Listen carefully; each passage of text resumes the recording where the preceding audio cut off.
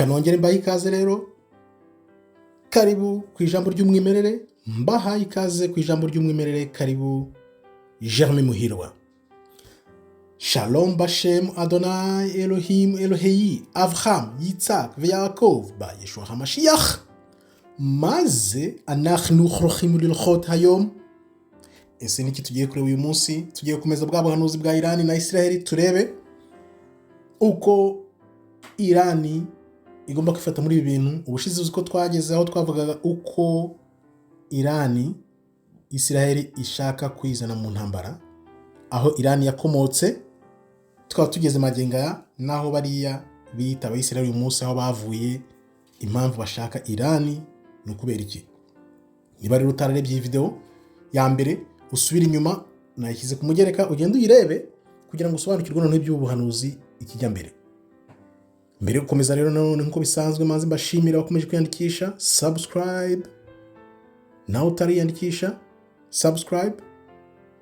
Kandeho like kugira ngo ubutumwa bugere ku bantu benshi cyane, kuko ubu ni ubuhanuzi udashobora kumva ahantu na hamwe.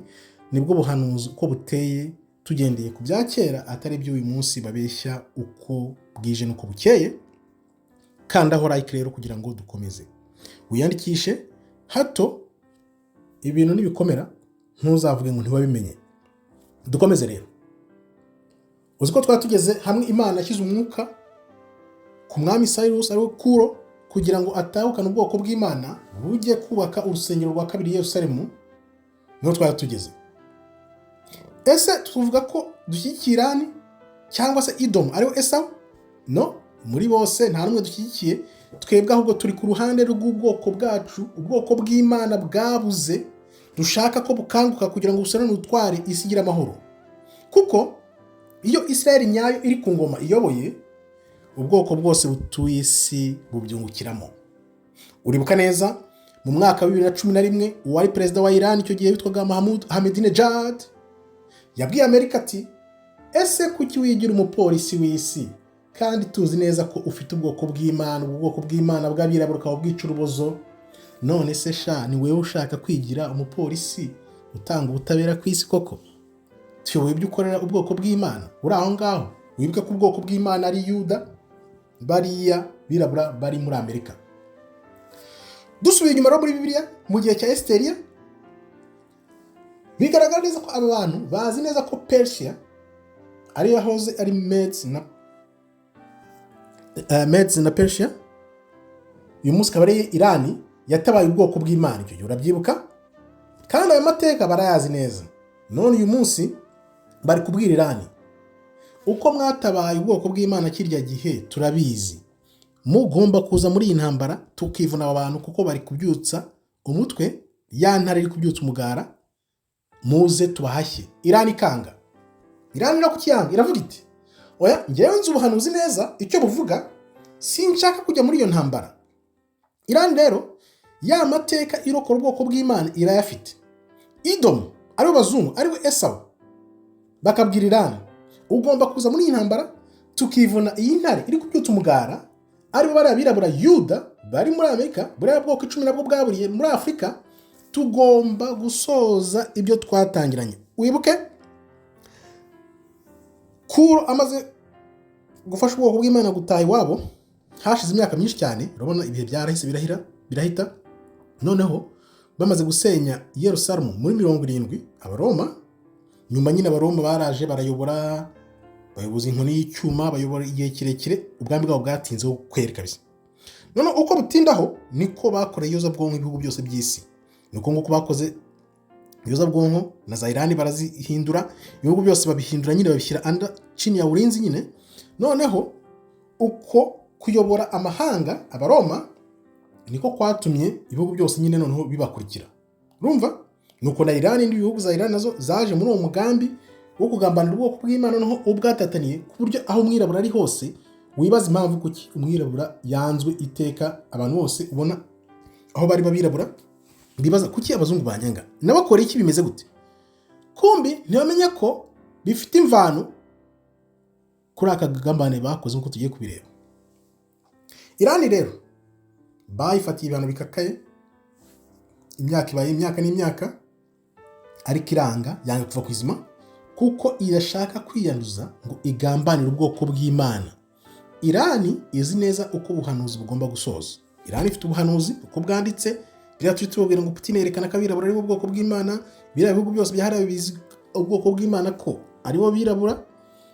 Wibuke ko uwari perezida wa Egiputa kera yavuze ngo yavuze ati mwagiye muri abirabura none mugarutse muri abazungu, ntago tuzabana amahoro hano mu bikunde.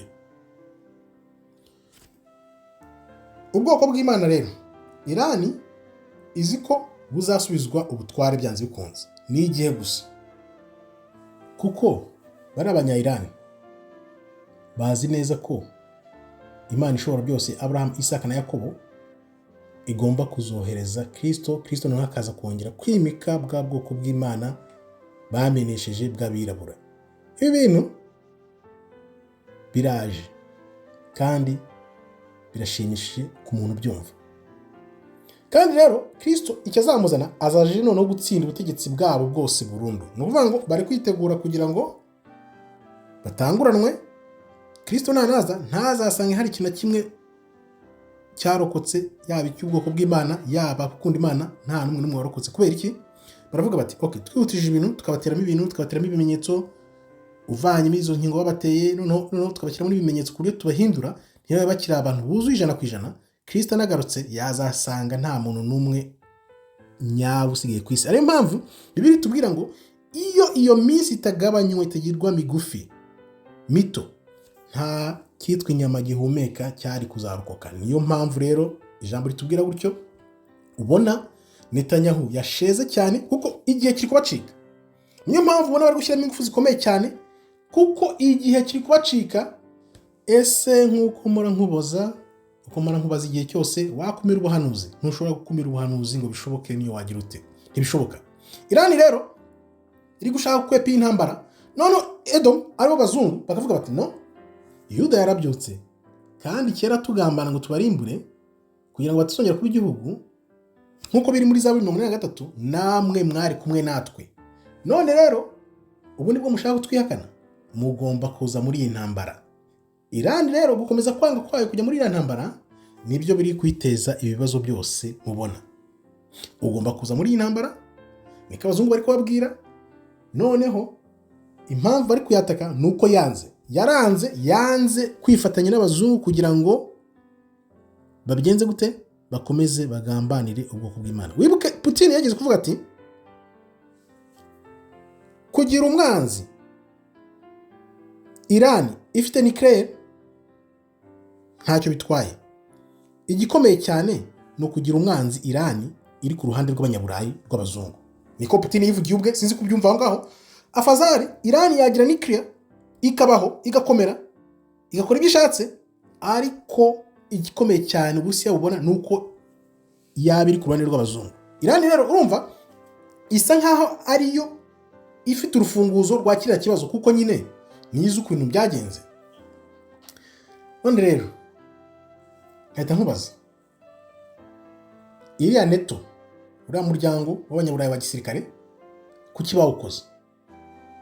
Buriya muzi impamvu bawukoze nuko babiteguye kera cyane, bazi ko Yuda izabyuka ikagira ingufu. None bakavuga bati byanze bikunze Yuda nizazamuka mu bihe bizaza tuzahangana nayo. Icyo gihe ukuri kuzaba kumaze kumenyekana kuri hanze, ubwoko bw'Imana buzwi na buri wese. Noneho niyo bamara kumenyekana batangiye kugira ingufu, nibwo tuzabarwanya. Akaba ariyo mpamvu Irani ikomeje kubananira. None ugahita wibaza uti ese kuki Irani itari kwivuna Israel byeruye? Nuko Irani nyine izi neza ko niramuka yinjiye muri ntambara ikinjiramo byeruye bizaba birangiye nta gusubira inyuma. Niyo mpamvu bari abashkenazi bijyanye hariya muri Israel bagomba gukomeza kurasa kuri Irani kugeza ije mu ntambara byeruye. Noneho bakabona ko bayivira indimwe ikagwa, bakayisenya neza burundu, gahunda zabo zigakunda. Niko babitekereza, niyo gahunda, niyo plan. Noneho Irani bamaze kwisenya, bya bimenyetso byose ingufu yahaga abirabura kuba ubwoko bw'Imana wenda bazazamuka, Irani bamaze kwikura bakayivana mu nzira. Kuko Irani nayo ishobora kuzagira umujinya igakura biriya bihugu bindi biri hariya kiriya gihugu kizagera hariya kahita nakweretse. Noneho Irani ikaba yabakorera uwo muti, ida bakayisenya cyangwa se nayo igasenya biriya bihugu bindi, no bakabona uko bahazamukira. Ibintu ni birebire, kugira ngo ubyumve ugomba rero koko kubikurikira umunsi ku munsi, umva ubuhanuzi, cyane cyane ubuhanuzi bwo ku ijambo ry'umwimerere. nko kumara mbikubwira, ujye uza ku ijambo ry'umwimerere niho wasanga ubuhanuzi nk'ubu ngubu. Dusubire rero kuri ya operasiyo y'intare izamuye umugara Israel ivuga. Iyo operasiyo y'intare izamuye umugara ihuriraho na Iran. Isi yose izi biri kuba, usibye abirabura nitwe twenyine tutabizi. Ariko kuki baterekana ngo ubwoko bw'Imana ni bande? Ibi bintu reka nkuvunguriro gato, wenda tuzabikomeza ubutaha, ariko reka tubyinjiremo gato. Tubisanga muri Zaburi 43:1. Tubisome twumve ibintu utajya wumva bagusomera mu nsengero cyangwa mu biriziya. Niyo mpamvu tubabwira muze mu ijambo ry'umwimerere, muze mu kuri, nimwumve ndetse wumve ibintu bintu. Zaburi 43:1. Iyi ndirimbo ni Zaburi ya Asafu. Mana ntuceceke, Mana ntuhore, ntiwirengagize, kuko abanzi bawe bagira imidugararo, abakwanga babyukije umutwe, bagambirira imigambi y'uburiganya ngo bagirira nabi ubwoko bwawe. Bagize bate? Bagambirira imigambi y'uburiganya ngo bagirire nabi ubwoko bwawe. Niko baje hamwe icyo gihe ubwo bajyaga inama kugira ngo ubwoko bw'Imana buhishwe, ntibuzongere kugaragara ukundi nk'uko tugiye kubireba hano. Reka mbisobanure icyo byari bigamije. Ibi ngibi none ntabwo ari ibirandi gusoma, ni ugusobanura. Ubwoko bw'Imana burahishe na magingo aya. Benshi barabwira ngo ubwoko bw'Imana rero bakavuga, bakaguseka, bakakugira n'umusazi ntibabyumve. Ababizi n'imbarwa, kuko amateka yarahishwe. Dukomeze 5. Baravuze bati nimuze tubarimbure bataba ishyanga. Muze nanone twongere tubarimbure bataba ishyanga. Sobanure nanone. Bisobanuye ko aya mahanga yose kuba yanga umwirabura nuko yanga Imana yacu, Imana ya Abraham, Isaka na Yakobo. Twese dushobora kuba tugendera ko ngo banga uruhu, ariko uzarebe iyo batubonye baba babonye nyine ya shusho twaremwemo y'Imana, ariyo Mana yacu banga. Akaba ariyo mpamvu iyo baturebye bakatwanga baba banze iyo Mana. Ushobora kuvuga ngo Imana yaremye bose, no? Imana yaremye Imana mu ishusho ryayo, bavanye mu gitaka. Bari abantu bavuye he, byagenze gute? Uzakore nawe ubushakashatsi tubwire aho Abashinwa bavuye, Abazungu bavuye, aho bavuye hose ni hehe. Ko bivugwa ni byinshi cyane, bivuga ko bashobora kuba ari abakroni, bishobora kuba bivuga ko bavuye kumanuka, ntawe uzi aho bavuye. Ariko icyo tuzi ni uko Imana yaremye umuntu mu gitaka, ibindi byose aho bavuye ntabwo tuhazi. Bagize inama rero baravuga bati reka nkwereke, iyo tubarwanyije byeruye bahita babona ko ari rondaruhu, ari racism turi kubakorera. Reka tugende tuzane abirabura. Abo ngabo ni Abayuda bari muri Amerika. Tuzane Abahinde babarangize badasobanukiwe kuko basa nabo ku ruhu. Urabona, usigaye ubona Abahinde bari ahantu hose. Byagenze gute kugira ngo Abahinde babiriwe bazenguruka hose ibihugu byose babikwirimo, cyane cyane mu Burayi no muri Amerika? Abahinde baruzuye. Bya bintu byo kuzura by'Abahinde rero ntago ari ukuza gushaka imirimo n'amahahiro, ni gahunda yo gukomeza gushyira ubwoko bw'Imana bw'abirabura hasi ngo butazamuka. Kuko iyo umwirabura abonye umuntu uwo ari wese w'umunyamahanga yumva ko amuri hejuru. Ni ibintu rero bakoze, iyoza bwonko bakoze riri mu mitwe y'abirabura cyane kuva kera na kare. Bagiye bafata Abahinde rero babaha imyanya ikomeye, yaba mu buganga, mu itangazamakuru. Noneho kugira ngo twebwe abirabura dukomeze turebe ko abo bantu bose baturi hejuru. Uzarebe irebye Umwarabu, Umwarabu akoreka akakuri hejuru. Umushinwa nuko, Umuhinde n'Umuhinde nkuko ndibuze kubigarakaho. Urebye ukuntu Abahinde banuka biriya bitunguru byabo n'ibiryo babanukaho, Umuhinde akakureba akabona kuri hasi ye, kandi wa muri weho wumva ko hari ryajwe rikubwira ko yaba Umuhinde, yaba Umushinwa, yaba Umuzungu, yaba bose naturally, mbese ku buryo bwa kamere turi hejuru ya bose. Ariko badukoreye iyoza bwonko nyine bitewe n'iyi Zaburi 83 uko byagenze, batuviriye indimwe. Nuko rero bagiye bazana Abahinde bose kugira ngo bakomeze bayobora abirabura bazabarangize gutyo bagume bari hasi badasobanukiwe. Idomura rero w'umuzungu ibi byose babikora kuko bazi ko neza abirabura benshi bavuga ko bazizwe uruhu, biramutse bikozwe n'Abahinde ntawe uzabisobanukirwa. Ariko rero tusubiye inyuma gato, uzarebe ibyo bashatse gukora Traoré, uriya perezida wa Burkina Faso, bohereje uriya mujenerali w'umwirabura Michael Rengeri. Noneho kubera ko ari umwirabura ku mwirabura, baravuga bati ntawe uzasobanukirwa ibyayo ko basanze nyine Afurika iri maso icanye ku maso. Byaranze kuko baramenyekanye. Ariko nkakubwira nti buriya gahunda yari imujyanye cyangwa yari agamije muri biriya bintu yarayibakoreye, ariyo mpamvu bahise bamusimbuza huti huti, kuko babonye ko abanyafurika benshi bari kubyamagana hirya, twabarangije twababonye, niyo mpamvu bahise bamuhindura.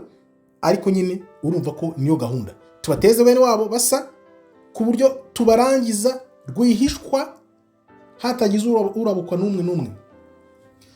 Urumva rero, dusubire inyuma gatoya nkubwire, baravuze bati nimuze tubarimbure batabishyanga, kugira ngo izina ry'Abayisiraheli ry'ubwoko nyabwo bw'Imana ritibukwa ukundi. Babikoze kugira ngo izina rya Isiraheli, izina ry'ubwoko bw'Imana bw'abirabura barizimye burundu, ritazongera kwibukwa ukundi. Ikadusobanurira, ubwoko bw'Imana rero bwabuze, ntibushobora kumenya abari bo. Ibyo byose babikoze kugira ngo ubwoko bw'Imana butazamenya inkomoko yabwo ngo bwihuze n'ubuhanuzi. Urabyumva? Icyo babikoreye, ariko Imana yaravuze ngo igihe nk'iki cyari gitegereje kugira ngo kizagere, noneho twongere twibuke abo turi bo, twongere dusubirane ubutware. Ibi bintu ntabwo byoroshye. Ujye uza hano ku ijambo ry'umwimerere uhaha ubwenge n'ubumenyi ku bijyanye n'ubuhanuzi, nubwo tutari abahanuzi. Byagenze gute rero? Wumve, kera hari ubwoko bw'Imana, tutaye twatera umugongo Imana yacu kugira ngo nayo itureke. Ubwoko bw'Imana nibwo bwari buyoboye isi bumeze neza. Ubwoko bw'Imana baravuga ati no, ntabwo tubishaka, turashaka kumera nk'abariya. Imana iratubwira ati murashaka kumera nk'abariya, okay, reka mbereke, muzamera nkabo, ariko reka rero bizakubaho. Nzababateza iryo shyanga rizaba rivuga ururimi mutumva, rizaba iyo ngiyo rikabavunira umuheto kugeza ribanogonoye, ribambitse iminyururu y'ibyuma ku ijosi, nk'uko mbona mbikubwira. Aho kutwita ubwoko bw'Imana rero, abo ngabo banga Imana bahimbye idini, babihindura idini aho buri wese yisanga. Nuko amadini yaje, ni ukuvuga ngo basenye bwa bwoko bw'Imana bwari buriho butinyitse, bufite ubutware, uko batwinjiriye, kubera ko bari bategereje gato ko tugwa. Noneho twamara kugwa, kubera gutera Imana yacu umugongo, nibwo bahise batuvira indi mwe, noneho bahita baza hamwe bose, bahita bakora Izaburi 83 rimwe. Aho kutwita ubwoko bw'Imana, abo banga Imana babihindura idini, noneho buri wese yisanga muri rya dini, bahuza imbaraga. Ibi byose rero byakozwe kugira ngo abazakomoka ku bwoko bw'Imana aribo batwegwe muri iyi minsi tutazamenya na gato ngo dusobanukirwe uko byigeze bigenda. Ntawe ubizi. Niyo mpamvu ubona abirabura bavuga ngo Afurika irakennye kubera iki? Ni ukubera ko nyine bakoze iriyoza bwonko, bagira ako kagambane, bamaze kukanoza neza, bahita nyine babikoreraho ubutware ku buryo bayoborera hejuru, umwirabura akisanga ari hasi. Tuzabigenza gute rero? Tuzabahisha abari bo, tubahishe n'amateka yabo, noneho ahubwo tubajyane mu migenzo ya gipagani y'amadini, ariyo madini za Gatolika yo bakoresha cyane, abandi bagenda biyomora gahoro gahoro, uko ibihe nyine Imana yagiye ibigena, niko bagiye biyomora gahoro gahoro. Iryo dini ry'ikizira rero niryo bahimbye, ariyo Gatolika, rya dini risenga ibishushanyo, rimwe rijyanye benshi mu irimbukiro, niryo bakoresheje kugira ngo umugambi unoge. Uyu munsi rero tukaba duhagarikiye aha ngaha, tuzakomeza tureba uko akagambane kakozwe, bagambana ubwoko bw'Imana byagenze gute, babigezeho gute, nuko Imana izabagenza ubwo izabanywesha ku gacuma k'umujinya wayo kubera ibyo bakoreye ubwoko bw'Imana. Wibuke Imana yarababwiye iti, mbahaye ubwoko bwanjye kuko bwanze kunyumvira, ariko nimubukorera umurengera mukabwica urubozo, mwebwe nzabakubira inshuro zirenga 2, inshuro nyinshi. Niko byaje kugenda. Nuko twe tubibona mu buhanuzi ko ariko bizagenda, ariko bo ntibabyumva, ariko twebwe turebera mu buhanuzi tumaze kubona ko ariko bizagenda, kuko ibyo Imana yababwiye barabirengeje. Barengeje ibyo bakoreye ubwoko bw'Imana, uko babuhannye, uko babishe urubozo. Ariko Imana iyo urebye ibizakora bano bazungu, reka ngusubiremo gatoya, tuzakomeza tureba ko ako kagambane kakozwe, nuko Imana izabagenza ubwo izabanywesha ku gacuma k'umujinya wayo kubera ibyo bakoreye ubwoko bwayo. Imana rero iyo urebye ibizakora bano bantu, niyo mpamvu nyambireba nkumva agahinda karanyishe, nkumva amarira, kuko tekereza, wumve, ni ibintu bijimije. Ibyo badukorera byose turanga tukazamuka, ibyo dukorera byose turanga tukaba tuhari. Ngaho ibaze ibyo badukorera Imana niyo bakubira 2 cyangwa 3 4, uko aba bantu bazaba babayeho.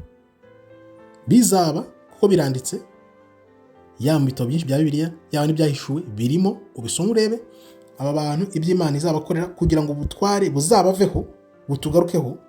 Ibyo byose nibyo muhishiwe, tuzagenda tubiganira gahoro gahoro, tugenda tubisasira, turebe kwanza iki kimenyetso turi kubona kuri iyi ntambara ya Israel na Iran biragana he. Byanze bikunze Iran bagomba kuzahizana muri iriya ntambara. Uko bizagenda hasigaye nibyo bizatuma uko kuri kuza hanze. Igihe kiri kugenda cyegereza, abari gushaka iby'intambara cyangwa ngo ubukungu, ubutunzi, ibiki byose ibyo murimo byose mufashe hasi, muzana abantu muri uko kuri bumva uko kuri. Uko niko byagenze, niko akagambane. Niyo mpamvu wibona ukavuga uti kuki nkennye, kuki ngowe, kuki abazungu banyanga, kuki uruhu rwanjye rufite ikibazo ahari hose, kandi wowe ukabona nta kintu na kimwe bikubwira. Urareba umuzungu ukareba uwo ari wese, ntago uvuga uti ndamwanze kubera uruhu rwe cyangwa kubera iki, ahubwo se niki kibyihishe inyuma. Byose bikorwa kubera ko banga Imana yacu, Imana ya Abraham, Isaka na Yakobo, kuko bafite izo mana zose. Yaba abazungu bafite imana zabo, abahinde bafite imana zabo, abarabu bafite imana zabo, abo bashinwa bose bafite imana zabo, ariko twebwe abirabura nitwe tudafite imana yacu, dufite ibishushanyo by'imana zabo. Ni ukubera iki? Byibaze, niho ruzingiye. Irani rero ikabiri kuvuga iti no, ubuhanuzi turabuzi, ntidushobora kwijandika kuko ako gacuma k'umujinya w'Imana ikirimo turakizi. Ngaye nguko rero abo twabanye ndabashimiye umunsi. Tuzakomeza ejo twinjiramo neza, noneho tureba ko kagambana uko kagenze, abakagizemo uruhare ni bande, ubwoko bw'uyu munsi buri he, kera bari bande. Nibyo tuzakomeza tuganira mu gice kizakurikira. Nkaba rero mbashimiye nanone abakomeje kwiyandikisha cyane, birangaragarira ko munyote ukuri amanywa nijoro. Nanjye nkambashimiye, kande like kugira ngo ubutumwa bugere ku bantu benshi cyane, subscribe namwe mutari mwiyandikisha, iyandikishe uze ushaka uko kuri, kuko mu minsi ije uzifuza kubona aho wabonye ibi bintu bivugwa, wenda ntushobora kuzahabona kuko wenda uzasanga utahibuka. Shakisha ukuri rero, ukunda ukuri, usangiza abandi ukuri, kuko niba nta kuri kuri muri weho ntuzabona Imana. Ikibazo waba ufite cyose ubuhanuzi burakirenze. Ntushobora gufata ubuhanuzi rero ngo bukumire ngo ugeranye n'ikibazo waba ufite. Tuza ushaka ukuruze mu kuri, wiga ukuri kuzakubature, kuko ubuhanuzi burenze kure ibyo wiyumvira. Murakoze rero, Imana ikomeze ibarinde. Shalom shalom, todaba tov meyod.